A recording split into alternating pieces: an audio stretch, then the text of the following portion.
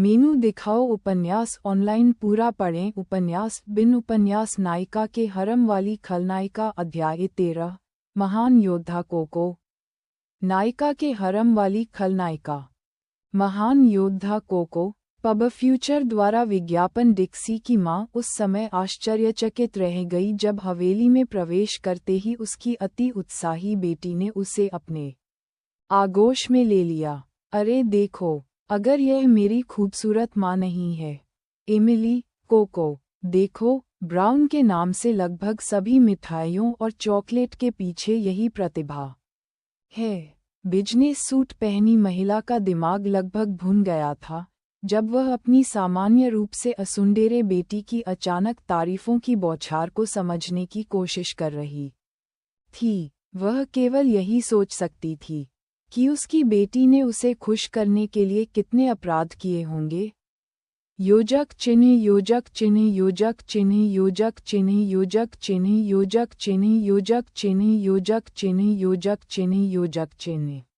कुछ मिनट बाद बहुत शर्मिंदा डिक्सी अपनी माँ के पास बड़बड़ाती हुई रह गई, जबकि उसकी सहेलियां कॉफ़ी टेबल पर स्वादिष्ट स्नैक्स खाते हुए विपरीत सोफे पर बातें कर रही थीं और हंस रही थीं। यहाँ तक कि एक राजकुमारी के रूप में, जिसने अपने पिछले जीवन में उसे खुश करने के लिए बहुत से रसोइयों से सभी प्रकार की मिठाइयाँ खाई थीं, एमिलिया को ये स्वीकार करना पड़ा कि ब्राउन परिवार की मिठाइयाँ उच्च गुणवत्ता की थीं। बेशक वह नहीं जानती थी कि क्या वे इतने अच्छे थे या इस दुनिया में कच्चे माल ही उनसे बेहतर थे। डिक्सी ने मुंह बनाते हुए अपनी माँ के कंधे पर मुक्का मारा। आपने ऐसा क्यों सोचा कि मैंने हत्या की है? बिजनेस सूट वाली महिला मुस्कुराई। फुफू, जब मेरी असुन बेटी अचानक से बहुत बुरा व्यवहार करने लगी, तो मैंने बस यही मान लिया था कि सब कुछ ठीक नहीं है, लेकिन मैं खुश हूँ कि ऐसा नहीं हुआ। अपनी माँ की बात सुनकर डिक्सी का चेहरा बिगड़ गया। उफ़, माँ, आप जिस तरह से बात करती हैं, वह बहुत घिनौना है। यह वही बेटी है जिसे मैं याद करता हूँ, हमेशा की तरह चिड़चिड़ी, बहुत प्यारी। और बेचारी डिक्सी को न केवल अपनी माँ की चिढ़ाने वाली बातें सहनी पड़ीं, बल्कि कोको की शिकायतें भी झेलनी पड़ीं। आंटी, आप नहीं जानती, इस दुष्ट ने पहले भी मुझे मारने की कोशिश की थी। डिक्सी की माँ मुस्कुराई। हो, क्या अब वह आ गई? हाँ, जब मैं की मील प्रति घंटे की कोशिश कर रहा था।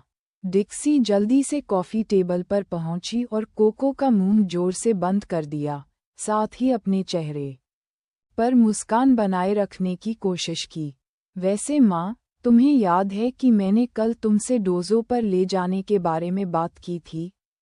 उसकी माँ ने आश्चर्य से आंखें झपकाईं। हाँ, मुझे याद है। लेकिन जब मैंने तुम्हें बताया कि तुम्हारे दादाजी वापस आ गए हैं, तो क्या तुम तुरंत डर नहीं गए थे?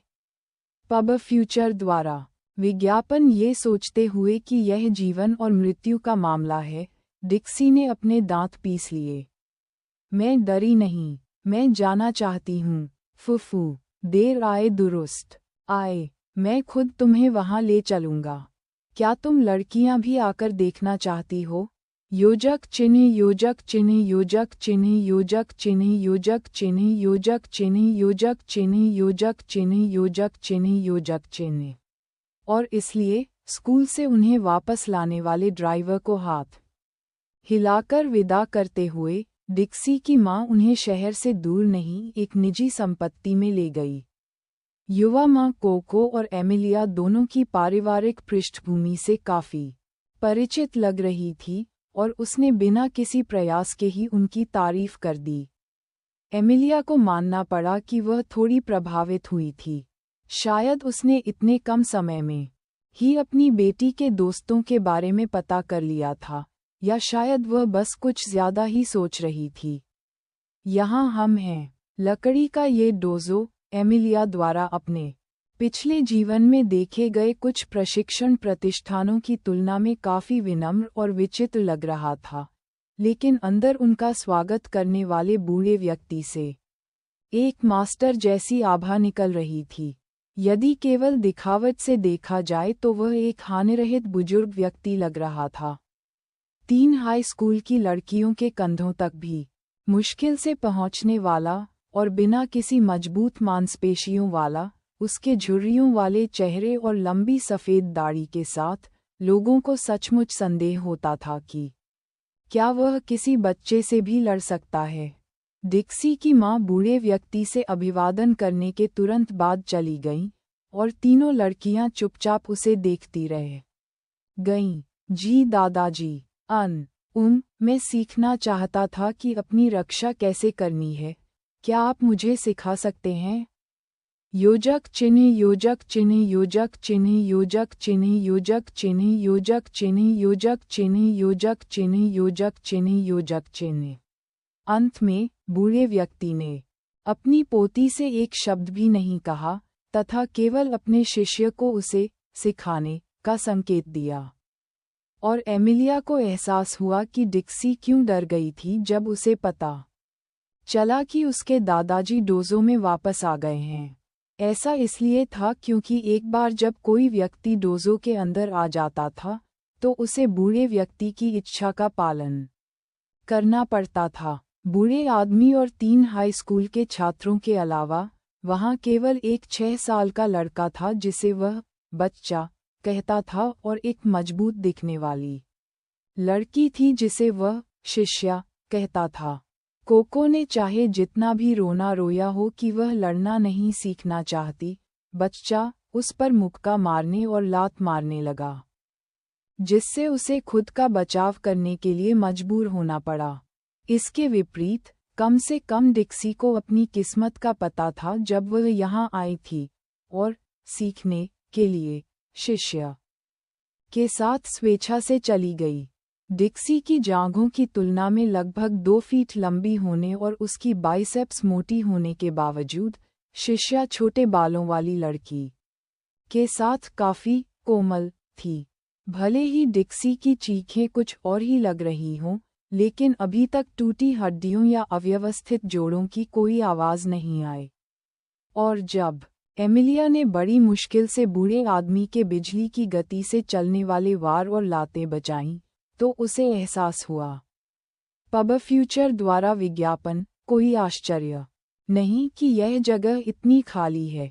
ये बूढ़ा आदमी पागल है। लड़ो एमिलिया, लड़ो, मेरी खलनायिका हार नहीं सकती। उसकी झुर्रियों वाली गांठ पर लात मारो। योजक चिन्ह योजक चिन्ह योजक चिन्ह योजक चिन्ह योजक चिन्ह योजक चिन्ह योजक चिन्ह योजक चिन्ह योजक चिन्ह योजक चिन्ह।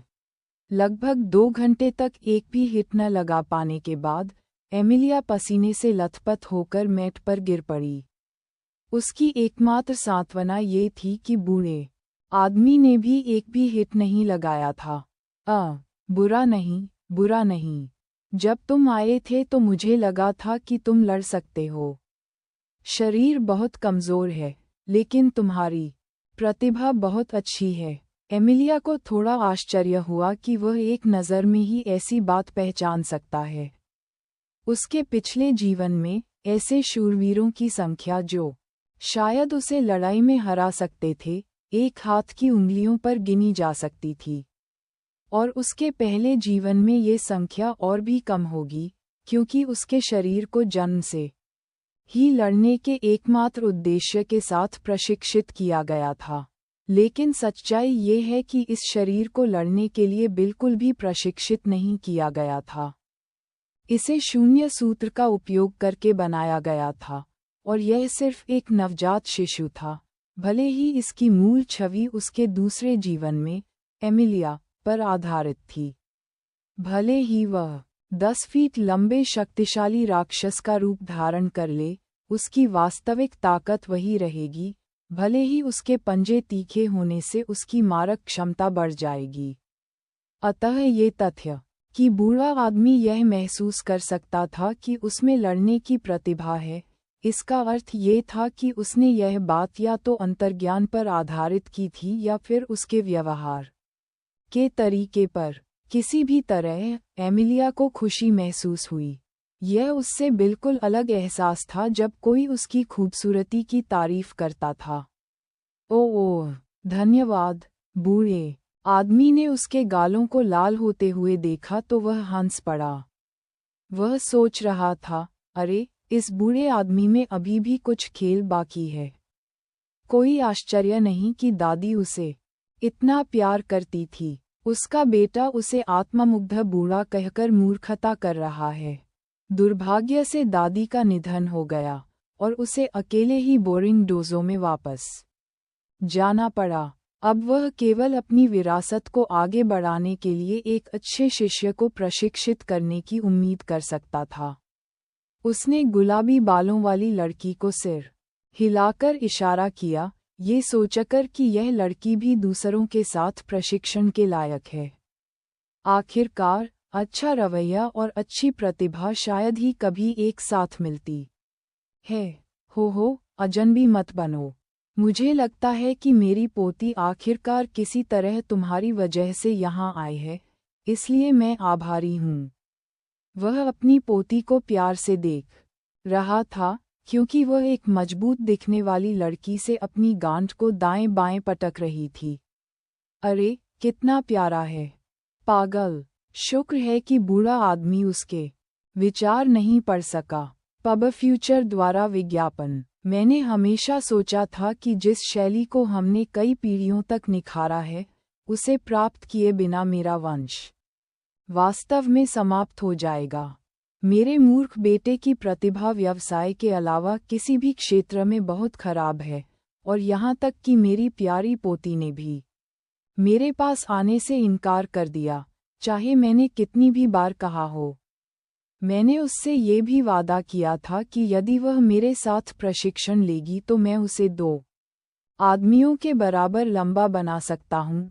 उसकी भुजाएं पेड़ के तने से भी मोटी होंगी और उसके पैर एक ही ठोकर से चट्टानों को कुचल देंगे, लेकिन ये भी पर्याप्त नहीं था। मेरे शरीर में अब कुछ ही वर्ष शेष रह गए हैं, मैं अपने परपोते का इंतजार कैसे कर सकती हूँ? एमिलिया को अजीब लगा और उसे समझ में नहीं आया कि इस पर क्या कहना है। क्या यह इसलिए नहीं है कि आपने उसे अजीब दिखाने का वादा किया था, इसलिए वह नहीं गई? शुक्र है कि बूढ़ा आदमी अकेले ही बात करने में सहज लग रहा था। मेरी शिष्या सीखने में अच्छी है, लेकिन वह जीवन भर सिखा नहीं सकती। भले ही वह अपना पूरा जीवन किसी को प्रशिक्षित करने में लगा दे। मुझे संदेह है कि अगली पीढ़ी टूटी हड्डियों को तेजी से जोड़ने के अलावा कुछ भी सीख पाएगी। एमिलिया के होंठ फड़कने लगे। क्या इसका मतलब यह नहीं है कि डिक्सी को बिना किसी कारण के पीटा जा रहा है? कम से कम कोको को मज़ा आ रहा था, अपनी लंबी टांगों का इस्तेमाल करके 6 साल के छोटे बच्चे को दूर रख रही थी। ऐसा लगता है कि उसके बंदर दिमाग ने सिर्फ 2 घंटों में ही विशेषज्ञ के स्तर तक बेतरतीब ढंग से लात मारने की कला में महारत हासिल कर ली है। वैसे, बूढ़ा आदमी अभी भी बात कर रहा था, इसलिए मैं आपका आभारी हूँ, जिन्होंने उसे मेरी युद्ध कला विरासत में पाने के महत्व का एहसास कराया। इसलिए, अब से मैं आपको व्यक्तिगत रूप से सिखाऊंगा। यह अच्छा है ना? यह अच्छा है ना? मुझे बस ये ध्यान रखना है कि मैं गलती से तुम्हें छू न लूं, नहीं तो कुछ टूट सकता है। एमिलिया का दिमाग खाली हो गया। तो ये पता चला कि जब बूढ़ा आदमी उसे छूने में भी कामयाब नहीं हुआ था, तो इसकी वजह ये थी कि उसे लगा कि उसका शरीर इतना कमज़ोर है कि वह उसके वार को झेल नहीं सकता। योजक चिन्ह योजक चिन्ह योजक चिन्ह योजक चिन्ह योजक चिन्ह योजक चिन्ह योजक चिन्ह योजक चिन्ह योजक चिन्ह योजक चिन्ह। जब बूढ़े व्यक्ति ने दिन समाप्त होने का निर्णय लिया तो सूरज डूब चुका था। डिक्सी और एमिलिया दोनों समान रूप से दुखी दिख रही थीं। फर्क सिर्फ इतना था कि डिक्सी का शरीर चोटिल था, जबकि एमिलिया के लिए यह उसका अहंकार था जो क्षतिग्रस्त हुआ था। अपने ग्रुप से आज केवल कोको ही शीर्ष पर आने में सफल रही। झाइयों वाली लड़की ने बड़े आत्मसंतुष्ट भाव से अपना चश्मा ऊपर उठाया तथा बच्चे द्वारा मुक्का मारे जाने से लेंस पर आए दरार को नज़रअंदाज कर दिया। हे रो मत, तुम बड़ी बहन के पास लात घूंसे मारते हुए आए हो, लेकिन तुम नहीं जानते कि बड़ी बहन एक महान योद्धा है जो बदमाशों की पिटाई करती है और संकट में फंसी युवतियों को बचाती है। हेम, मैं तुम्हें अपना सहायक बना लूंगा। कैसा रहेगा? महान योद्धा कोको और सहायक बच्चा, यह अच्छा लगता है। नहीं, अब से तुम के होगे। महान योद्धा कोको और सहायक के। बहुत बढ़िया। छोटे लड़के बच्चे ने अपनी आंखों में आंसू अपनी सफ़ेद आस्तीन से पोंछे, लेकिन कोई शिकायत या प्रतिवाद नहीं किया। ये किसी लड़ाई के खेल में बटन मैशर से हारने जैसा था। ये और भी दयनीय लगेगा यदि वह एक ऐसी लड़की से हारने की शिकायत करे जो केवल बेतरतीब ढंग से किक करना जानती है। जब ब्राउन परिवार की कार अंततः उन्हें लेने आए तो दोनों लड़कियां इतनी थकी हुई थीं कि कोको की बंदर जैसी हरकतों का जवाब नहीं दे सकीं। किड्डो ने गुस्से में अपने दांत पीस लिए जब उसने खलनायक बटन मैशर को दोनों हाथों में एक सुंदरी लेकर जाते देखा। एट नॉवल बन एट। और जब डिक्सी ने अपने दादा के सबसे छोटे शिष्य की ओर देखा तो उसके मन में एक अजीब विचार आया। शायद वह भी यही सोच रहा होगा कि क्या व्यभिचार होने पर ऐसा ही महसूस होता है ना? मुझे इतनी जल्दी किसी के साथ यह एहसास साझा करने में खुशी हो रही है। Ads by pub future. उपन्यास बिन लाइट नॉवेल, वेब नॉवेल, कोरियाई उपन्यास और चीनी उपन्यास ऑनलाइन मुफ्त में पढ़ें। आप सैकड़ों अंग्रेजी अनुवादित लाइट नॉवेल, वेब नॉवेल, कोरियाई उपन्यास और चीनी उपन्यास पा सकते हैं जिन्हें दैनिक रूप से अपडेट किया जाता है। उपन्यास ऑनलाइन पढ़ें, लाइट नॉवेल ऑनलाइन पढ़ें, ऑनलाइन मुफ्त पढ़ें, मुफ्त लाइट नॉवेल ऑनलाइन। संपर्क टॉस साइट मैप दान करें। 2 महासागर पर